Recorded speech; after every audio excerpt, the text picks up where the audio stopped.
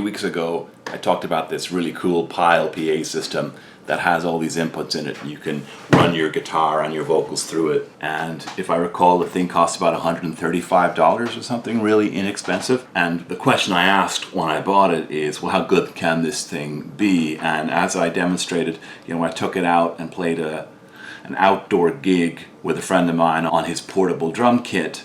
It was perfect. You could hear the drums, you could hear the guitar, you could hear the vocals, everything was just fine. I mentioned when I reviewed it that it came with a wireless mic, which sounded pretty good.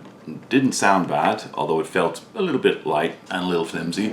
But I said that the Behringer mic, this Ultra Voice XM8500, is just a better mic. It just has more gain, it feels like, and brings in a more bassier sound and full range, so it just feels a little throatier. Especially for me with a baritone voice, I just thought this was a much better mic. It's a little heavier too, so it feels a bit more credible somehow. So I'd used that when I last tested the PA.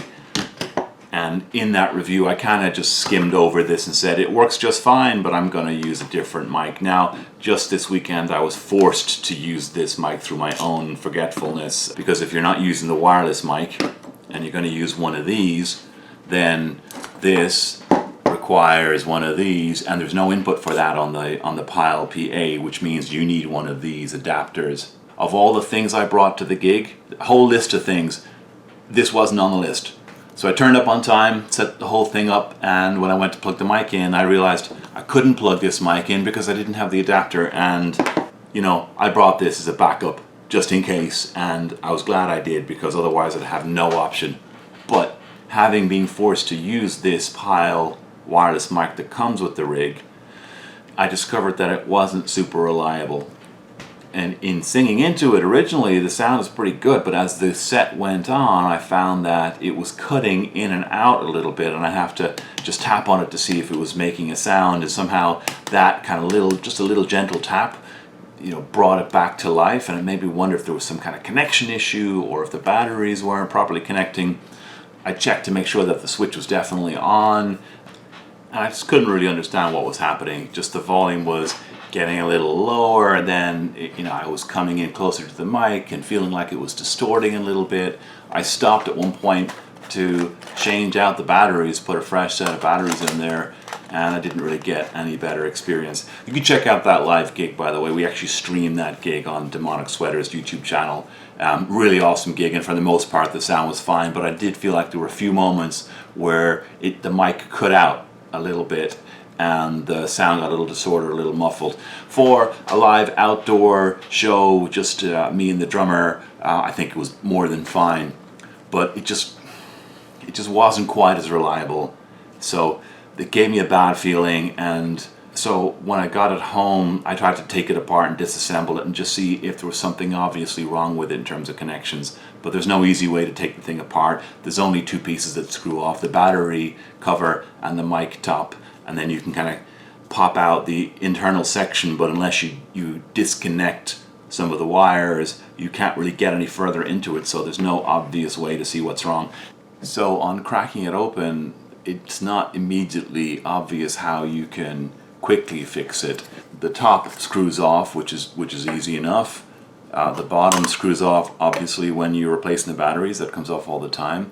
And if you take the battery out, you can kind of see that there's a kind of a contact there, and when you push the on switch on, it forces the contact in a little bit further, which is how the circuit is completed. So that's how it connects to the batteries that are in there in the bottom. So potentially, if the button doesn't go all the way down, maybe it's a little sensitive, maybe the button doesn't fully go down or doesn't make a good contact. Maybe that's part of what the problem is. But in taking the top off, the mic cover screws off fairly easily, and then you can, using a pen or a screwdriver, you can push in these two clips here, and then you can kind of pop the top off, but you can't really remove it. You've got the wire here that's soldered, which then goes down here and probably connects to that contact piece.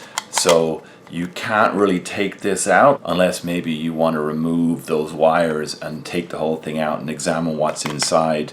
But just looking at the soldering, it doesn't look too bad. It doesn't look like it's a terrible job. So I'm not sure if there is some issue there. So whatever maybe isn't working, if there's a loose connection or something, it's inside the body, which can't easily be taken apart or disassembled any further without busting it up. So whether or not you want to actually go further and start tearing things apart to try to see if you can fix it, that's maybe a little more work than I was hoping for. So with that, my options remain disconnecting the soldered wire, and so I can try to remove the whole piece and take a closer look at what's inside. But not being any expert at soldering or fixing electronic hardware, there's every chance that I'll do more damage and probably void any warranty as well. So that may not be a great option. The other alternative would be to try to return the mic piece to Pyle and see what they say, which I probably will investigate how that goes. And if their customer service is awesome and they fix it or replace it, then I'll definitely give you guys a quick update. But in the interim, it leaves me with this wireless mic, which I just can't rely on. I looked on the Pyle website and these go separately for about $75. That's not cheap. It's certainly 3+ times as expensive as the Behringer mic that I was gonna use, so that really raises the question why you'd necessarily want to do that. Looking online, the typical problems with wireless mics are interference, which I guess could have been an issue, but that's a really hard thing to troubleshoot. And if that's the case, given that I was standing right next to the amp, that kind of speaks volumes about the connectivity and the strength of the signal that we're working with here. That's not an awesome testimonial. The other things that can interfere are battery life, but as I said, I changed the battery, put a fresh set in, and that didn't really solve the problem. Distance and blockage between you and the receiver, but I was standing right next to the PA, so that's not the issue. So all in all, I don't know why the thing didn't work. And that just leaves me feeling like this is not a reliable piece of equipment. You need to make sure that all your equipment is super reliable.